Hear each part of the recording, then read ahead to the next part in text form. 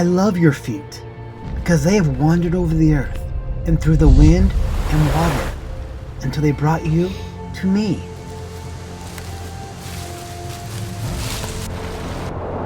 Our feet carry our journeys. They hold our stories. From the first steps we take through childhood and into adulthood. Every step records a sound. Every step holds a memory. It's through our movements our lives grow and change. And it's our feet that carry us through all of life's joys and pains.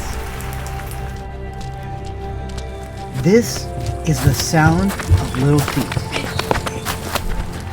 A podcast about identity and family. Orphans, foster care, and adoption. A little bit of wonder and awe, and the power of healing through play.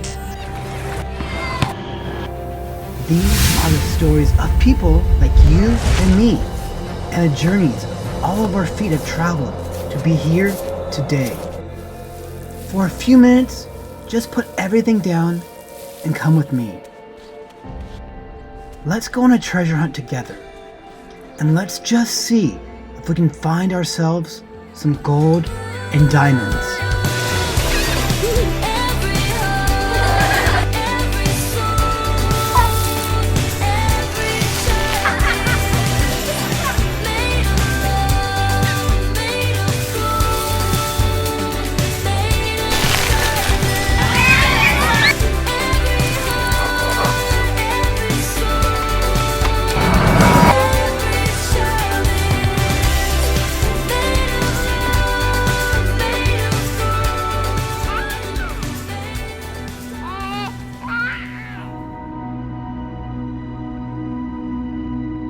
Okay.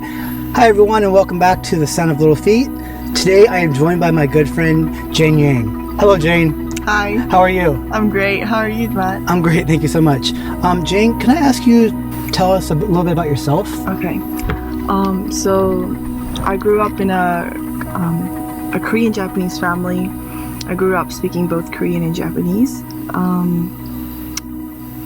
I grew up in the States, went to elementary school in the States and high school in Brazil. And currently I am studying in Korea, majoring in international studies. And this will be my third year, second semester. Wow, so you've been all over the place. I have. Where do you call home? Strangely, I actually consider Japan as home because that's the only physical house that was always there, my grandma's house. And so after coming back to Asia, after I graduated high school, I actually returned back to Japan to sort of kind of rediscover my Japanese side of the family, my Korean Japanese side of the family. And so yeah, I consider Japan more of as a physical home. Okay. Yeah. How about in your heart? Do you relate more as a Japanese person or as a Korean person, or really more as an international person? Well, I consider myself cosmopolitan, okay. I think. Mainly because even although I live in Korea, I'm not fully assimilated into the culture. And definitely living in that culture does assimilate, it does, help me get adjusted to certain things. But still there are so many, there's so many things I went through as a child that shapes me into something just different, just non-existent. Okay. So yeah, I think I create my own identity from that. What do you mean by non-existent? Can you share a little more about that? Just my story, I think, is just, and everyone's story, I think, is all special and different. But just the different steps I went through, just the identity that I have of myself, okay. In terms of culture. Sure. And different cultures that shape me. Yeah, okay. I think. Do you feel completely accepted by Japan, or do you feel completely accepted by Korea? Okay, good question. I actually don't feel rejected. Okay. I think rejected is a really strong word. It is, you're right. Not fully accepted, I think. Okay. But then I know, nowadays, the world is becoming such a globalized place. So I think people like me who come from various backgrounds are actually welcomed in a lot of Great, a lot of places. But it's still hard for us to completely I guess, be part of the culture. Okay. Unless we're the trendsetters, trendsetters, it's hard for us to be just part of an organization or a group. Yeah. So yeah. Do you feel comfortable in your identity? That's a good question. I've never actually, well, I have thought of this. There are times when I'm definitely insecure about it, because sometimes I feel like I would just want to assimilate one specific culture and just go with that title. Sure. Right? Like everyone else probably wants to be a part of something. I also want that. But I think growing up and being given this, extremely, I don't know, funny, confusing identity, I'm coming to actually just accept it as it is and learning to live with the joy of being who I am. Do you think there's anything that you as a mixed race person can enjoy and can experience that someone who's not of your background can't fully understand, embrace, or even pursue? Oh, definitely. I think because of the different environments that we were exposed to, different ideas that we were exposed to growing up, we are taught to see things in a different way compared to an adult who lived in one specific culture and moved to a different country later on in his life can see. Sure. Yeah. Okay. So then having these different pairs of eyes, pair of glasses, I guess, to see the world in different ways, we're able to analyze certain things that other people cannot. Okay. Yeah, that makes normally. sense. Great. How many years did you live in Brazil? I lived in Brazil for 4 years. 4 years. So how much of Brazil rubbed off on you, and how Brazilian do you feel in your heart? Okay. I think when I first moved back to Korea from Brazil, I was almost like 99% Brazilianized. And like the culturally, it's just so different. Sure. Like how we greet each other. In Brazil, we kiss, we hug, but in Korea, it's just like hello, and that's about it. We just bow our heads. But so in the beginning, it was really hard for me to sort of get back to a Korean, culture. But I think living in Korea for 3 years, a lot of Korean culture has rubbed off on me. Okay. And so I think at this point, maybe only like 40 or 30%. Okay. Yeah. Wow. And the rest has been filled with other stuff. Other Japan, cultures. Korea, that's been influencing me. That's great. Yeah, okay. So we're here in Miyagi-Ken, and we're here because we're all volunteering and working for a great cause to help abused, abandoned, and orphaned children. And we're specifically in the outdoors because Mirai and Mori believes that the outdoors really can empower and enable children. So my question to you, my next question is, what does being in nature elicit for you, if anything? Like, how do you feel about nature? Does it empower you? Does it speak to you in a unique way that other places don't? Yeah. Nature, as a lot of people here would also say, is definitely a special place for me because growing up in Alabama, where it's full of just, fields, cotton fields, and, just full of nature, I grew up in that setting without realizing, nature was something that I really enjoyed. But after elementary school, I lived in cities mostly. In Brazil, I lived in Sao Paulo, which is a big city, which is the biggest city in Latin America. I live in Gangnam, Seoul right now, which is another big city in Korea. And so I think nature, when I come back to nature, at least in Miyagi as well, in any place I go, there is something that being in nature helps me see things about myself that I don't necessarily recognize in a busy city. Okay. Just like the stillness of everything, just the calmness and the tranquility of this place is where I kind of step back and I tell myself, like, why was I in such a rush? Even the trees, and literally, like, I would tell myself, even the stars, even the trees are so calm. Right. Like, why am I so shaken within me in terms of my life, my emotions, my agenda of what I want to do with life? I tell myself, I take a step back. Like, the stars will always be there. The trees will continue to grow, and they don't do anything. They just be, and they're just complete. But why can't I just do that with myself? Why am I so driven by other things?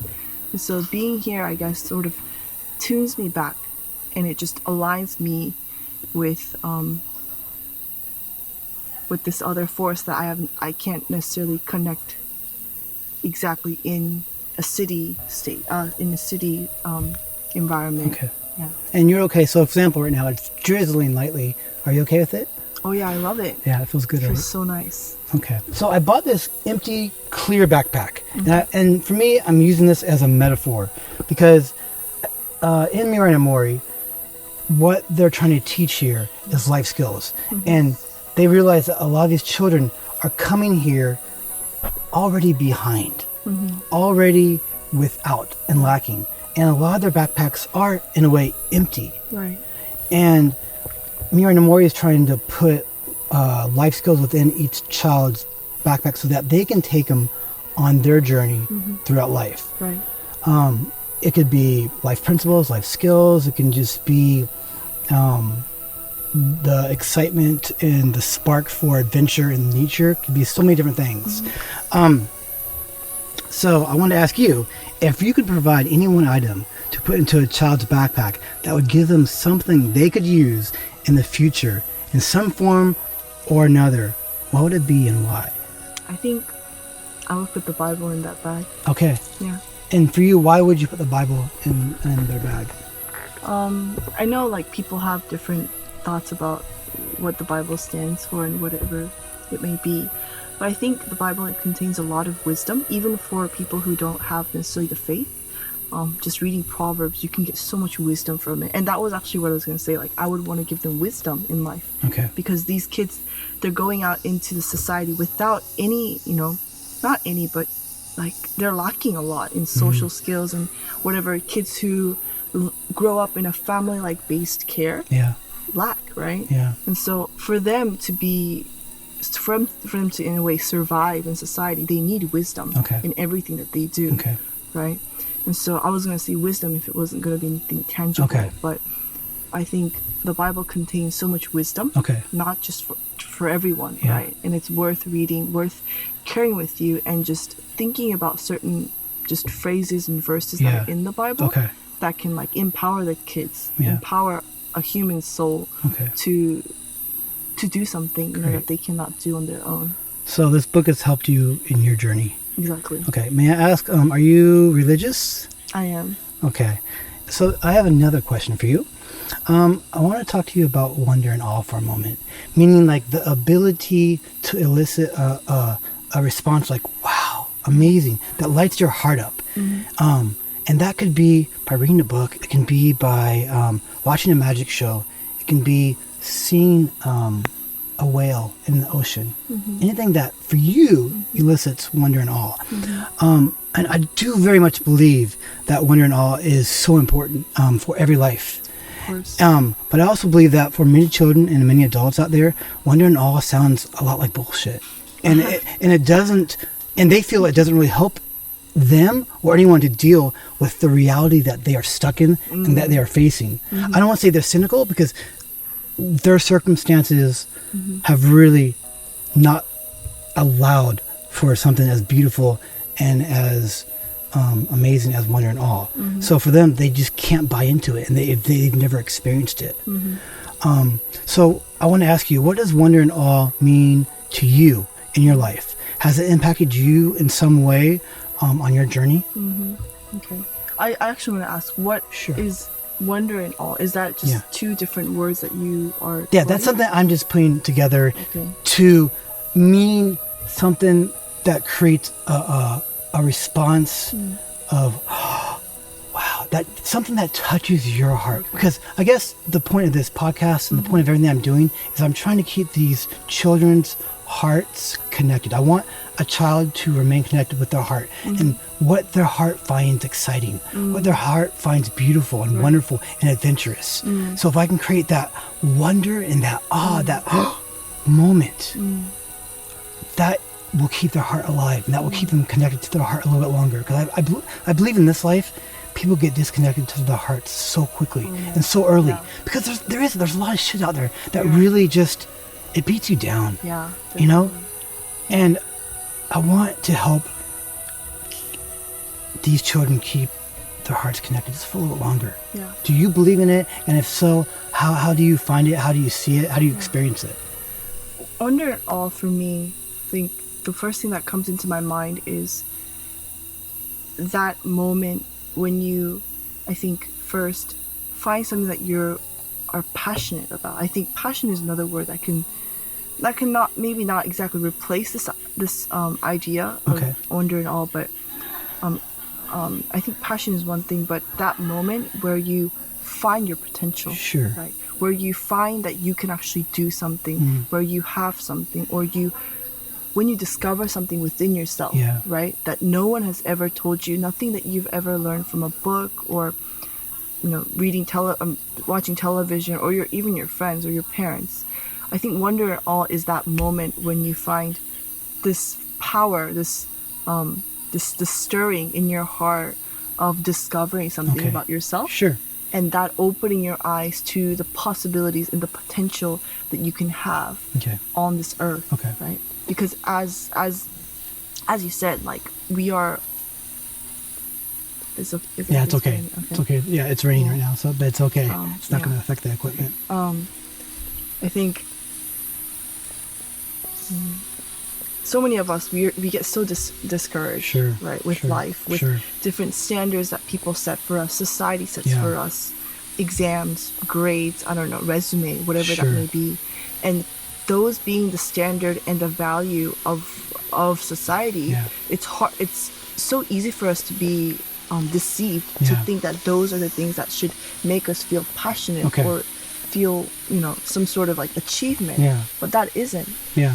None of those achievements that we have in life is supposed to actually make us feel any better about Sure. ourselves. But it should really be that moment of which in this context Yeah. we call wonder and awe, Yeah. that we discover something about ourselves. Okay. And I can elaborate more if time allows, but yeah, that moment of finding yourself and finding bits and pieces of who you are made to be, Okay. that is so significant to me, and should be significant to the kids as well. Definitely. Okay, well, thank you, Jane. Right now, it's actually raining pretty hard, so we're going to stop the podcast and hopefully pick up if it stops raining. But if not, thank you so much for being on. Okay, and we're back. 2 hours later, maybe? Yes. 2 hours? Okay. The rain stopped. We had dinner, Yes. and I'm glad that we could finish our conversation. So, Jane, why have you come back to Mirai? This is like your Mirai Mori camp. This is like your third time. You don't even live in Japan. You live in Korea right now, and you travel to Japan to come spend your time at these camps. Can you explain why you do it? Like, what do you get out of this? Okay. Yes, I've been asked this question many times. It's quite hard, I think, because I think I only realized after the camp why I came. And personally for me, these kids that I meet here, they're not just ordinary kids. They're ordinary kids in the sense that they have the same interests. They want to know more about the world, and they're curious and they're energetic. But the stories that they have are quite different from the ordinary kids that we see at other outdoor English camps per se.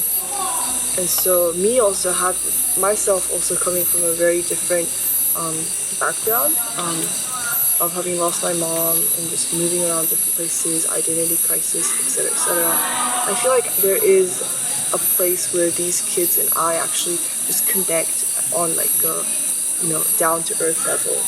And being in nature, living in tents for 3 weeks with these different children, meeting so many different diverse people.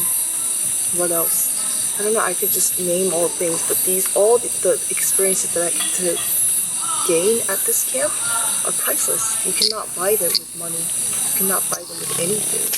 But it's really what we make out of this time and how we make out of it. How we just savor this time that's given to us is what makes a huge difference in my life when I take all these experiences back with me to school and back to Korea. So I think in a sense this camp energizes me, it empowers me as it empowers the children, and hopefully I hope that me being here will also bless and bless the lives of these children and hopefully help them soar into something that they've never, just soar into something that's better for them, right, in the future. So however that may seem, whether if it's just a simple word that I told them, or just an encouragement that I said, or just an activity that we did together that just stirs something inside of them, like wonder and awe, If that happens, that's what I take out of it, right? Great. And that also empowers me. I love that. Do you have a personal story from these past 2 weeks of a camper that you want to share with our audience? So there was a girl last session. Can I say her name? You can say your name, and I'll go ahead and edit that out. Okay. A camper, a girl camper who's in her first grade, and we went stream hiking together. But she wasn't even on my team. But I don't know. At some point during our walk to the hike, we just ended up holding hands together, and we just walked through the whole thing. And we were talking about the stream hike. It was her first time here. She was asking me, was the diving board high? Like, where are we gonna dive? Is this tiring? Blah blah blah. And she was telling me how it was cold, so she wasn't sure if she was gonna be able to, do the stream hike really well. But once we got in the water and started walking, this girl, she was just full of joy. And literally most of the people there that day, because the water was really cold because of the typhoon coming, everyone was trying to walk on the drier parts of the stream. But this girl, this first grader little girl, she's fearless. And so she's walking in the stream, and I catch up with her at one point, and she tells me, let's go to the deeper ends. And literally, she grabs my hand and she just pulls me towards the deeper ends, towards the waters where there are heavier currents and just, in a sense, actually colder than the other areas because of how it is. So it's colder, riskier. She's tiny too, so she can just be like flooded by the water, and who knows what will happen. Sure. So it put a lot of responsibility on me to like really make sure she was with me and she wasn't just like falling. But this girl, she was fearless. She was just going against the waters quicker than I was. Okay. With her little tiny legs, she was faster than me, just going against the waters. And I'm trying to go to more of the shallow end because I don't want to get wet. But this girl's like, no, let's go to that. Like, let's go to the right because that's where like the water will, the water level will rise up to my chest level. And she just kept pushing me. And she was the one that was pushing me to go to the deeper end. That's great. And and then after that we went for the dive. We were going for the dive, and she told me she wasn't gonna dive. But when we got there, I persuaded her a little bit, told her it's gonna be fun. I've done it before. So she took that leap of faith. Although it must have been really scary for her. She's tiny. I wonder how it looks from her perspective, the water itself of diving and jumping from where we were. But she was like, okay, I'll do it with you. And so I dived with her twice, and she just had, she was just smiling, and she was having so much fun with me. And, I think now that I talk about it, I realize, I talked about the deeper ends and the places where it's colder. I think my life also is somehow like that. I'm not going to be, I think my life, I will find more of my awe and wonder in the deeper ends where my feet can't touch the ground. And, having someone like this girl, in my life, or just a set of motivation that will push me to go to those deeper ends, a really good help for me. Someone who I could walk with. So she taught you something. She taught me something, yeah. Her fearlessness, her just passion, just bravery, I guess. Is it opened my eyes. And to see that in a child also it just blows my mind, right?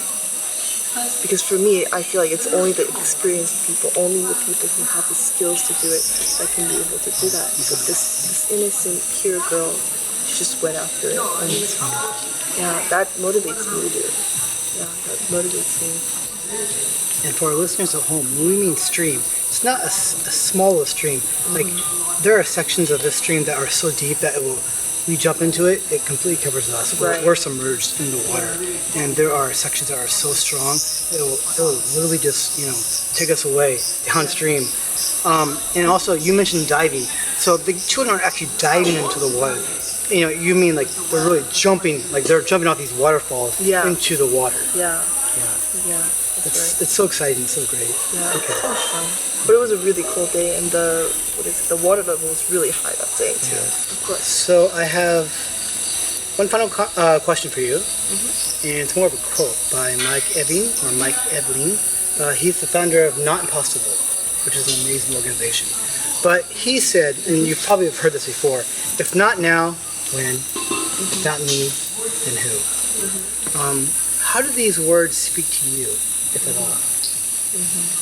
Okay, so in the context of just what we're talking about right now with just children and what we're doing here today, I think a part of me, the reason why I come back to Mirai no Mori is to sort of basically get the idea and the experience of the alternative care system in Japan and see the perpetuating issues within the society currently.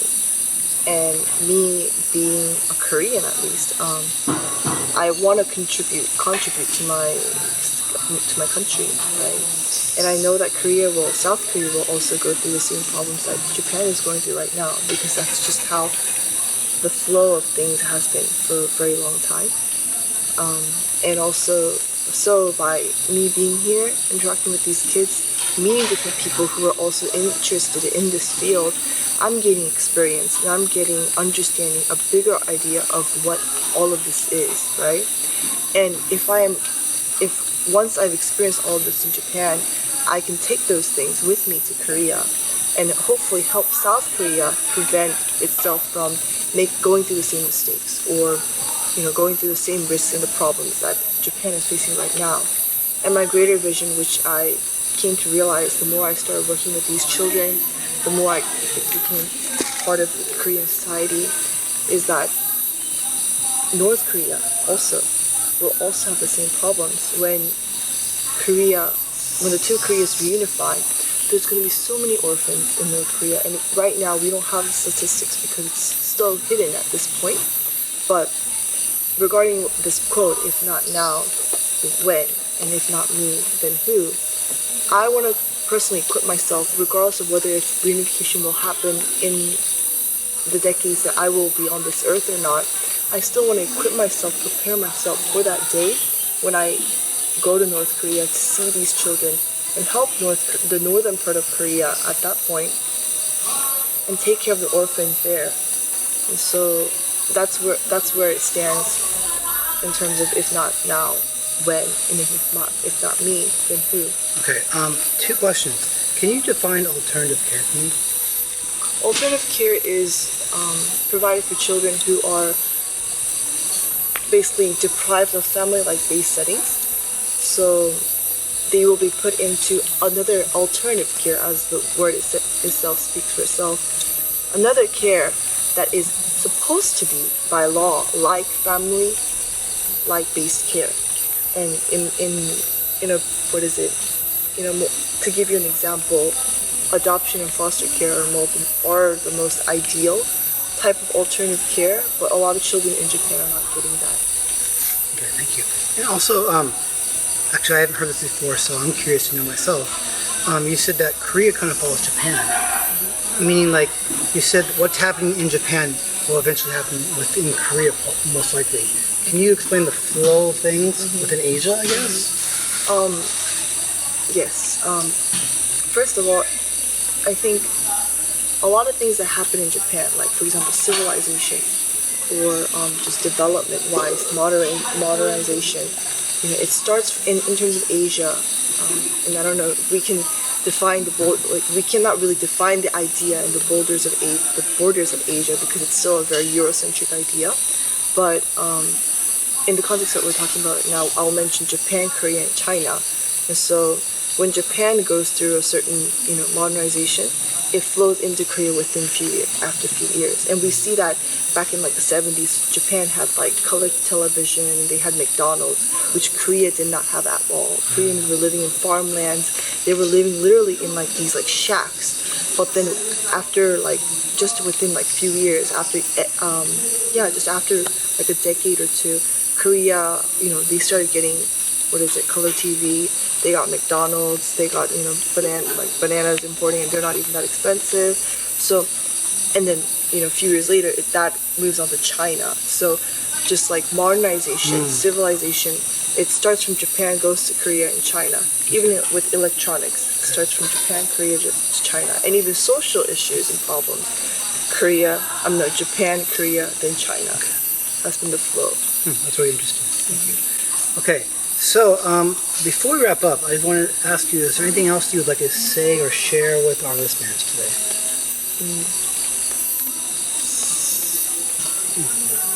Anything else you want to say or express?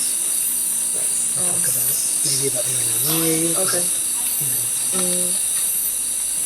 I guess in the context of everything that we've shared today, I know it's a little bit all over the place, but I just hope that, just mentioning back to that quote, right, on if not now, when, and if not me, who, I personally feel like a lot of people, for everyone that's listening to this, that they can be this person, if not me, then who. Like, I want people to really ponder upon these ideas and take that leap of faith that they perhaps couldn't have taken before, I know so many people that are struggling, living just the ordinary life that's set before them. But, really, YOLO, you only live once. And why not make the best out of it when we only know that we're given one life? And why don't we just do something so meaningful than just earning money, pay bills and die, Yeah. So I hope that our podcast and the things that we share today can motivate people to ponder upon this idea as well, and to take that into their life, and just taking that step in their life. Hopefully empower them, as we empower the kids here to challenge themselves, that people can be challenged by the things that we share here today. Thank you, Shane. I just want to say thank you so much for coming on the podcast. It's an honor, and I really appreciate you sharing your heart and your journey. And thank you so much for being with Sounds Little Feet. Thank you. Thank you for having me today. Okay. See you, everyone. Everyone's got a name. Every heart